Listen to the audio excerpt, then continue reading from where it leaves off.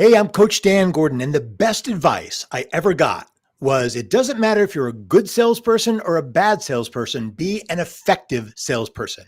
Meaning that when you're done speaking with a prospect, when you leave, they're still thinking about you. They're thinking about the things that you said, the suggestions that you offered, and they are moved to a different place. That is your ultimate goal as a salesperson, not to just close a deal, but to have a big effect on the people that you talk to.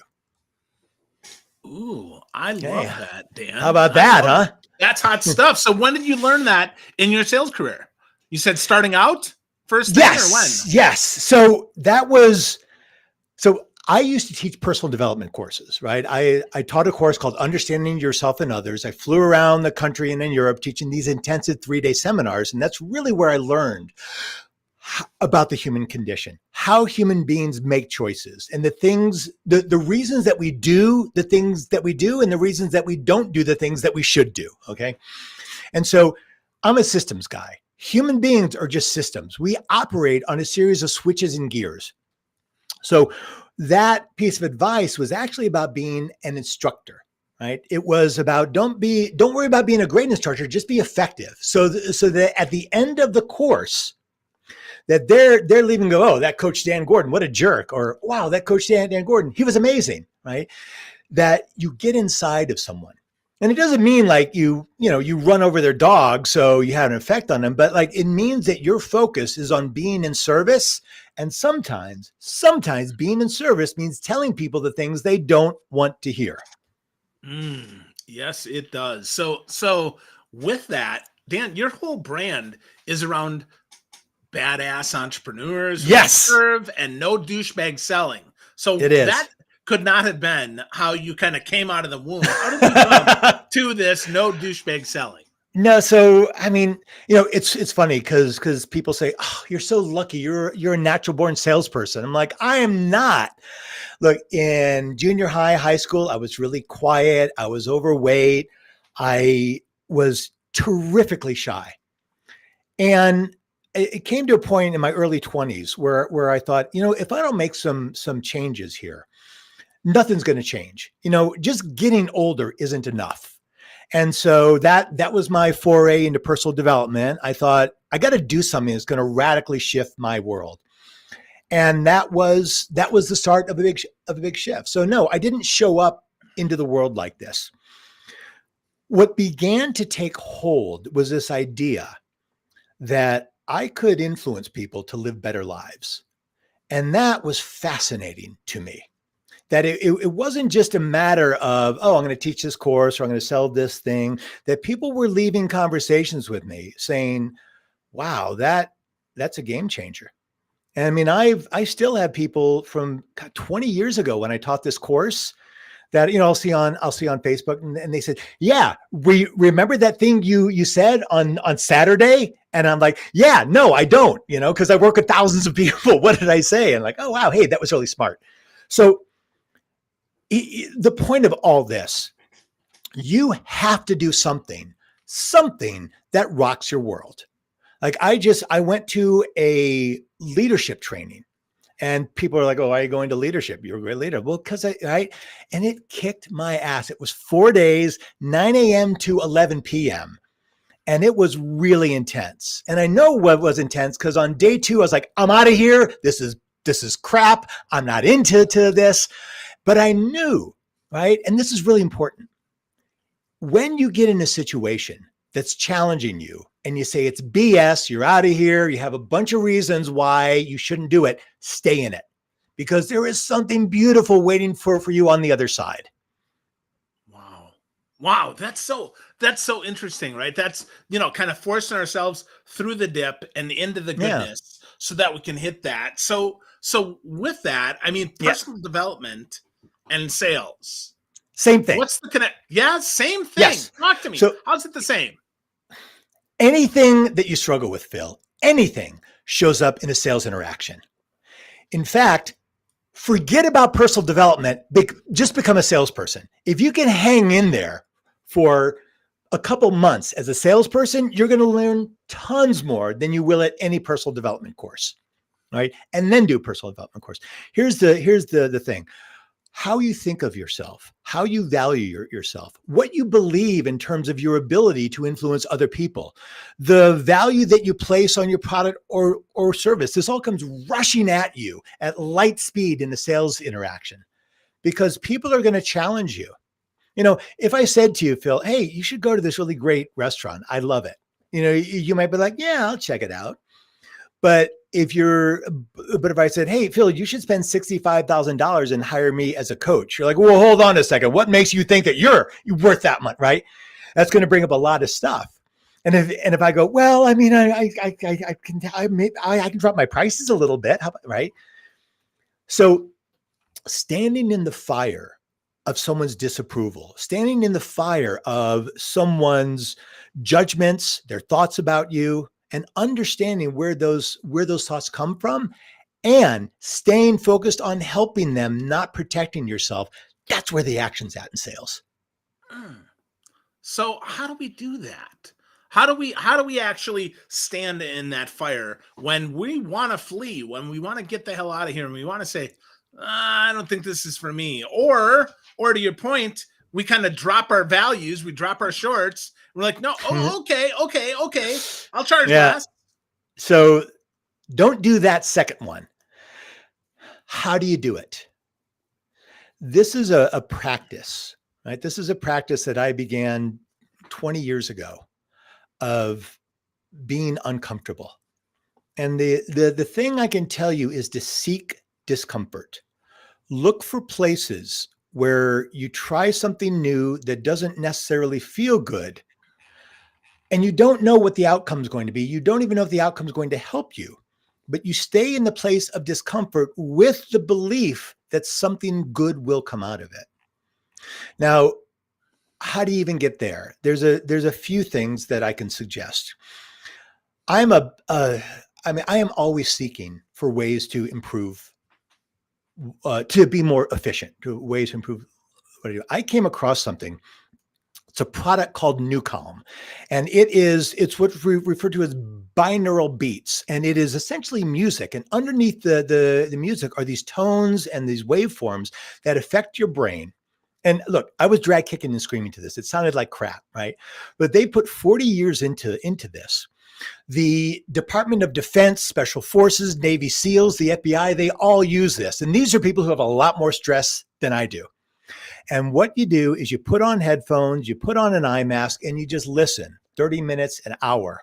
And it improves your sleep, which is the number one thing that entrepreneurs don't get. It relieves your stress, it improves your focus, and improves your performance. So I called them up. I'm like, what is this thing? And I talked with the CEO, Jim Poole, an amazing man that has dedicated his life to helping people with this technology. It's patented, it's gotten approved by the FDA, the only one like that. And so I said, I want to promote this. Can I do that? And he's like, sure. So if you want a 14-day free trial where you can try this thing, and believe me, if you do it, you're going to see results. Just text the word CALM, CALM, to 213-409-8366. Text CALM, CALM, to 213-409-8366. You'll get a link for a free 14-day trial. That's all I'm going to say on it. I don't want to just sit here and take time with that.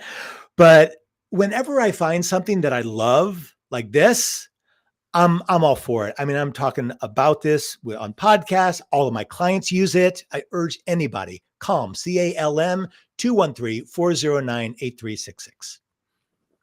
So that gets your head straight. It does. Right. So talk to me a little more. Like, it's, different beats, but what does that actually do to help us sell? Right. So our brain operates on rhythms, right? And there's a circadian rhythm. There's all these different things. I don't want to get too geeky on this because I will. But your brain is attracted to new things, right? Like when you're trying to take a picture of a baby and you jingle keys, right? The baby will look at it because that's our thing. These waves attract, their brain is attracted to them and the brain connects with them. And so it gets into a flow state. And that flow state changes the way that your brain is signaling the different parts of the brain, right? We are an emotional species operating emotionally based on external stimuli. So you go into a sales situation, your brain tells you you're in grave danger. You're not, but that's why you're so nervous.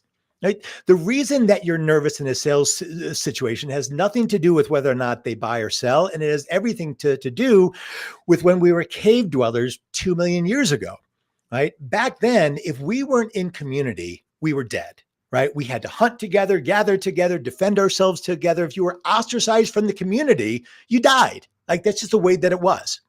So jump forward a couple million years, that operating system is still operating in our system, right? The fear of breaking rapport goes back to that 2 million year cave dweller where we're saying, I'm going to die if somebody rejects me, right? That's why we don't like rejection. Like, it's why hard to ask out your crush. It feels like you're going to die. When you get your brain into a flow state, when you ease the tension and it changes the way that your brain is communicating with itself about, the stimuli is dangerous. And it says, no, I'm safe.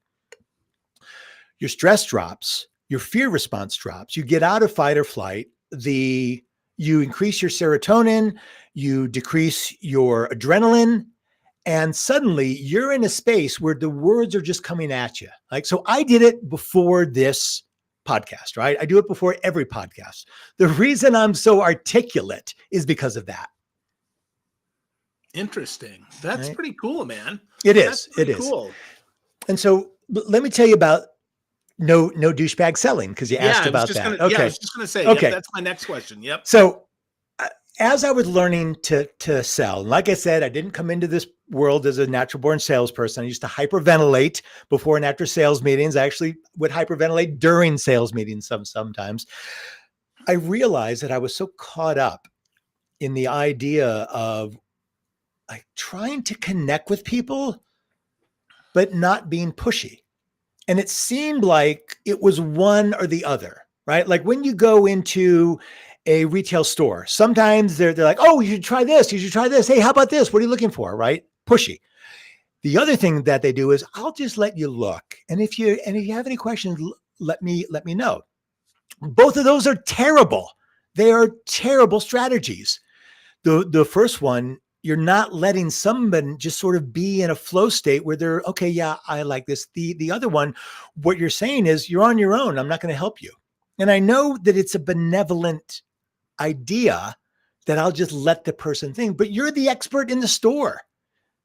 So what the solution is saying, hey, Phil, we just got in these new suits. I love them. Can I show them to you? Like you got to check these out. All right. And I show them to you. I love this. Here, I'm trying the jacket. What do you think, man? Cool. Hey, I got to go, do some accounting or, whatever.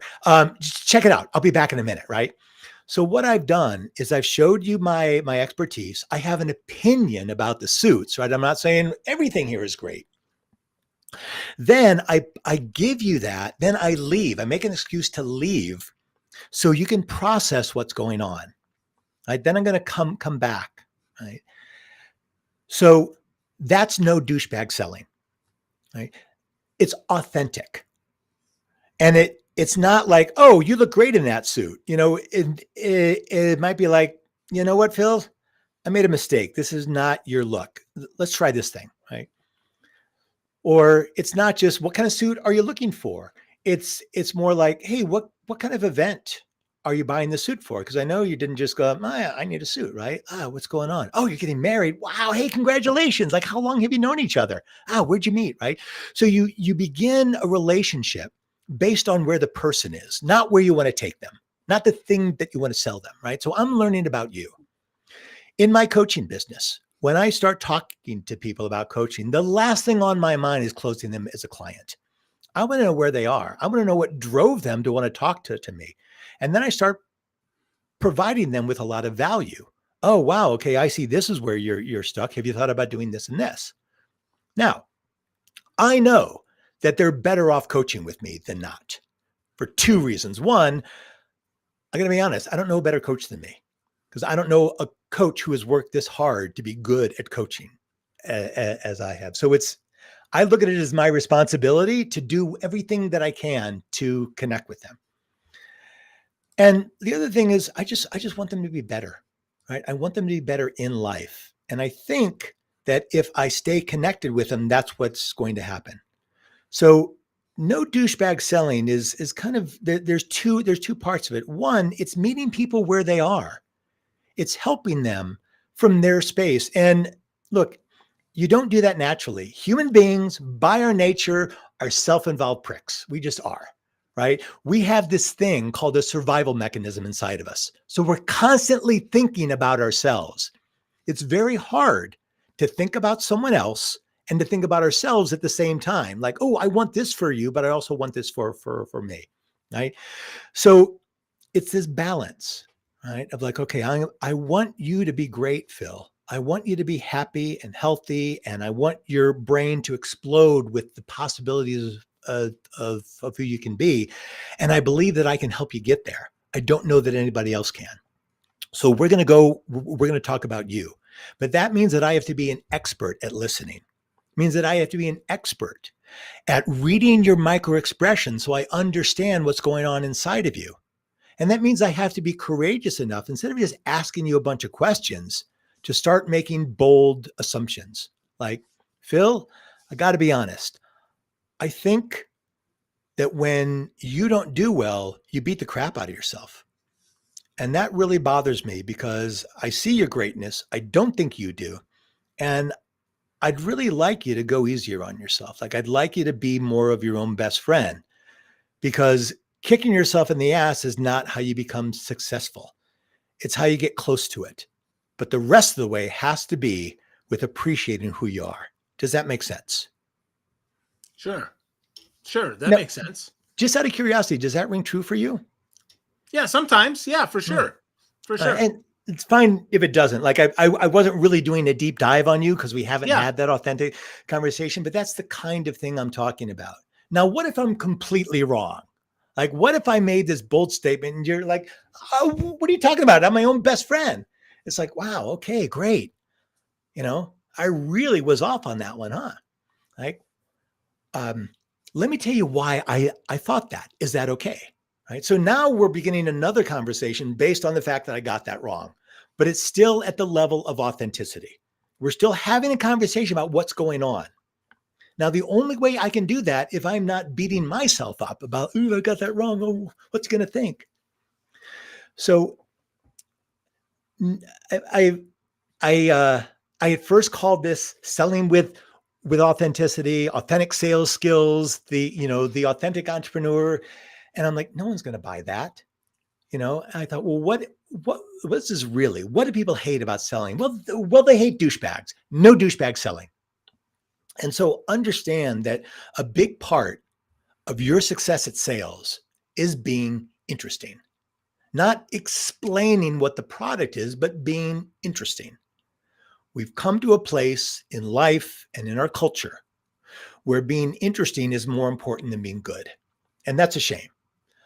But you have to be both. But you have to be interesting first. They used to say, if you build a better mousetrap, people will be aligned to your door. That's not true anymore. If you make a more interesting mousetrap and it's crappy, people will be aligned to your door, and the other person has this great mousetrap going, why is no one buying this? This is awesome. That other one is crap. It was more interesting. No douchebag selling is more interesting than selling with authenticity. So I'm sharing this because I want your audience to think about what's the interesting part of what you're selling. Not the features and benefits. Forget about the features and benefits. Nobody cares about the features and benefits but you. What's the interesting part of what you're selling?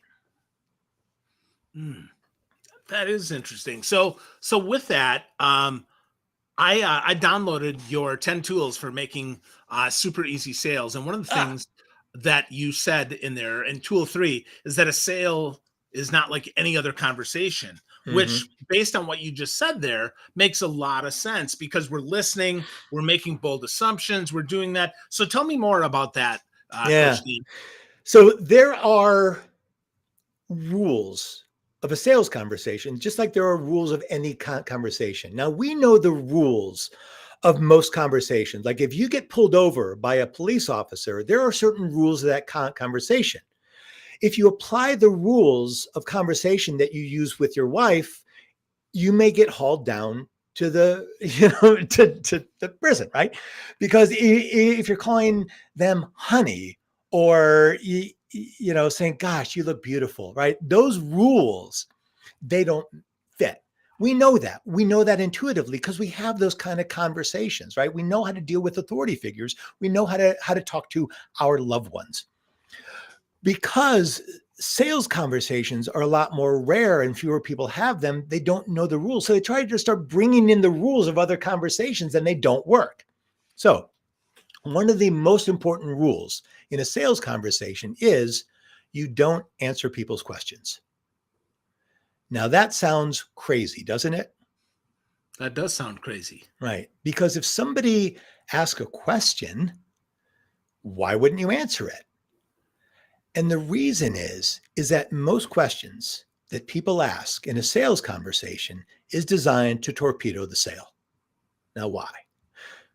Human beings, by our nature, want to maintain any position or any status that we're in, right? Going back to the cavemen, if you found a safe path from your cave to the watering hole where there weren't wild animals or a warring tribe or something, that's the path you took every time, right? Doing what works is how we are built, but it's also kind of our demise because look at Radio Shack, look at Sears, look at Blockbuster Video. They're all gone because, well, this is the way that we do it, right? It works, right? You have to be in a constant state of evolution if you're an entrepreneur. So back to sales. When you're helping someone step into a new way of being by connecting with your product or service, their natural mechanism of self-preservation is saying, don't do this. Don't do anything new. It's dangerous. There's bells and buzzers and alarms going off in their head. So the first thing they're going to do without even realizing it is try to torpedo the sale so they don't have to put themselves in a situation where they're doing something new, where they believe they could die. Okay. So what you have to understand are the questions that are designed to torpedo the sale and the questions that are closing questions. Closing questions are, do you have a payment plan, right? Where I don't have to pay everything up front. That's a closing question. That's a buying question. The person is already in the mindset of, oh, okay, this is what I want. How can I make it happen? A question that's designed to torpedo the sale is something more like, well, how long have you been in business? Or, what's your success rate with real estate, as a coach? Have you ever worked with a lawyer? Right? That's designed for me to say, well, no, but I can work with anybody. Or if I say, well, yeah, I've worked with lawyers. Okay, what kind of lawyer? Right? Have you worked with this kind of lawyer? No, I haven't. Okay, well, that right. All those questions are designed to get somebody out of a position where they have to make a decision, where the decision could be wrong, and right? All those things. So I'm going to give you a tool that you can use as a salesperson. Anytime you run into a question that's designed to torpedo the sale, and again, most of them are, right? Because if you don't answer the question, what do? You can't ignore them. Right? So, Phil, we're in a sales conversation. You come at me hard. Like, well, have you ever worked with a podcaster? Like, I'm a professional podcaster. Like, so how do you coach a podcaster? Right. And instead of going, oh, okay, right. I'm like, hey, Phil, I get it. I understand. Like, this is a big decision to work with me. And you're going to come up with a million different reasons not to. And we have to explore those decisions. Like that's what's important. But the thing I want to help you with right now is not to just throw this whole idea out because you're not going to get the help that you need. It's okay if you don't end up as a client, but I don't want to end the conversation because that's not good for you. All right. So let me back up and show you what I did. And by the way, you were nodding your head, meaning that you were with me on that. Right? Notice that if you came at me that way, I'm not answering your question. And when you don't answer the question and you take it in a different way with that, hey, I get it, and really start talking about what they're experiencing, they're not going to go back to the question because the question was BS. If they do go back to it, then you probably should answer it because either they're stuck on it or it was a real question. But 99% of the time, when I reframe the question in terms of what's really happening authentically in the moment, which is you're feeling fear, that's where the conversation goes. That's why you don't answer their questions. That's why you open something with a phrase that's designed to go deeper. Now that I've created over 25 of those different phrases. And if you would like, you who are listening, you may download them for free. There's nothing to buy. There's no funnel that you're going to go into. Just text the number 25 to that same number, 213-409-8366, 213-409-8366, and text 25. Now, that ebook that you downloaded, Phil, everybody can get that too. Text sales, SALES, to that same number, 213-409-8366. Are you detecting a pattern here, Phil? I kind of get the number. Yeah, yes, I do. Absolutely. Absolutely. Very cool. Very cool. So, Dan, you gave us a lot of value today. Let's help folks get started on this path towards no douchebag selling.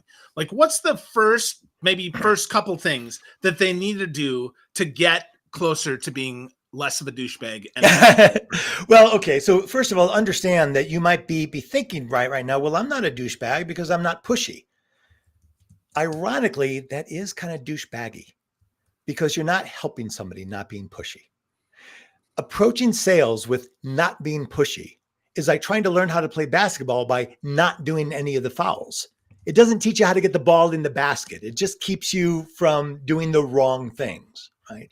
So you got to get this idea out of your head of, I'm not pushy. I'll just let people make up their minds. You know, when they're ready, they'll buy. That's not how it works. You know, Dr. Martin Luther King didn't say, hey, when people are ready for civil rights, they'll do it, right? You know, he got out there and he's like, I have a dream. And the subtext was, this should be your dream too, right? So you have to be a little pushy. You have to be relentless and determined if you want to be in the helping people business. And in sales, you're in the helping people business, right? So to begin with, just to dip your toe in that water, begin having substantive conversations with your prospects. And what that means is, like, hey, Phil, what is it that you really want out of this podcast? And I bet it's more than just a bunch of listeners. What is it? Yeah, okay. Right? That's good. Yeah, that's a deep question. Yep. Right. That's a substantive conversation. Now, notice I'm not saying, Phil, you need a coach to get really good at this. I'm asking you to ask yourself a question that will lead to a deeper and more authentic conversation with me, right? So anybody that's in business did not get into that business for the purpose of selling something. Selling something allows them to continue doing the thing that they love. When you when you understand what they love, and you have a product or service that can directly affect and improve that thing that they love, now you're on the road to making a sale. If you do not have a thing that does that for that person, don't sell them something. That's douchebaggery. Now, last thing, a sale ends in one of three ways: a yes, which we all like; a no, which is good information. Like, if I get a no, I want to definitely understand why that no happened. Like, how did I fail that person? Because I'm going to take that no and what I learned from it and use it in my next sales experience. And the third way that a sales ends is the next interaction, unless it's a no. The next interaction happens when someone says, look, I just got to think about this. I'm overwhelmed. You've shared a lot. I got to think about it. Right. What I say is great. I don't do anything without thinking about it. Like I don't just hop in my car and start driving and hope I end up at Disneyland. Right. If I want to go to Disneyland, I'm going to, put it in the GPS at least. Right. And I said, great. Let's talk next week so we can talk about what you thought about. I'm really curious. And I said, here's what I'm going to do. I'm going to book us a call, right? I have a calendar system. I'm going to book us a call. And if it's not a good time, you'll get a little email. There's a reschedule button. Click reschedule. So this is the process that I use. And I move people towards a yes or a no, but I do not let people ghost me because that is inconsiderate. And if you're thinking, well, I don't want to bother them, they would contact me if they were interested, you're selling someone out. If you believe in your product or service and you believe it's good, then you stay with them until they give you a no. Because even that experience is going to put them in a courageous space where they do something new and different. That's your job. That's your job, to get a no or a yes. Either way. Your job is to be effective. It's where we started this conversation. As a salesperson, your job is to be effective, to affect someone's life so they are connected with your product or service, living a better life, or they're headed in a different direction that is a new direction than they had before they started talking with you. Fantastic. Well, go ahead. You got one more? Last thing. Yes. One last thing that you can text to that number. And if what I've said is of interest to you and you're bold enough and courageous enough to want to have a 15-minute call with me, and I guarantee you at the end of that call, you will not be a client because that's not what that call is about. But I will show you a glimpse of how badass you can be. If you want that help, just text the word help, HELP, to that same number, 213-409-8366. Now, remember, sales, SALES, calm, CALM 25, or help to 213-409-8366. These are all gifts to you, right? This is my mission, to expand the consciousness of the planet, and to do so by challenging the illusions that you're under as to what you believe you can't do. We all live in a self-created matrix, a prison cell of our own thoughts. And when we move beyond those thoughts, when we challenge ourselves in whatever way, we become a greater version of ourselves. We stop blaming other people. We have better relationships, create better families, better children, and that creates a better world. That's what I'm here for. That's pretty freaking awesome. Well, great stuff. I've got the number on the bottom of the screen there. If you want, thanks, brother. With Coach Dan, 213-409-8366. Just text help. And Dan, you've been a big help today, my friend. Thank you so much for spending time with me. It's been a delight, brother. Thank you.